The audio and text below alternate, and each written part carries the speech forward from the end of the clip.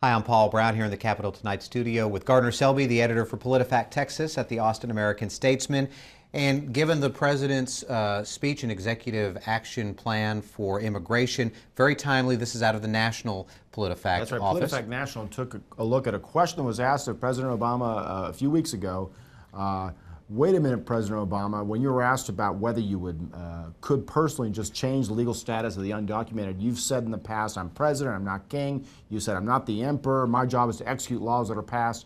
The question was, what has changed since then? Okay, and part of the president's response, here's a quote. He said, well, actually, my position hasn't changed. When I was talking to the advocates, their interest was in me through executive action, duplicating the legislation that was stalled in Congress, and getting a comprehensive deal of the sort that is in the Senate legislation, for example, does extend beyond my legal authorities. So given that quote, PolitiFact looked at first, was this a revision of history?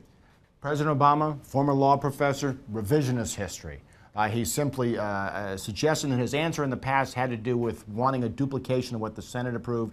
PolitiFact National went back and looked at the original questions and answers. They were all about whether or not to make it so that more people currently under the shadows weren't deported. They were all about what the orders he issued this week had to do with.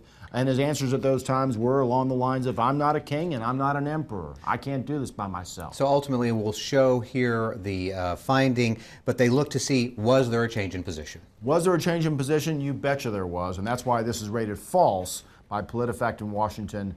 It is incorrect that his position has not changed on using executive authority for this purpose. Okay, Gardner, thanks very much. If you'd like more details on this PolitiFact check or many others, you can go online to politifacttexas.com.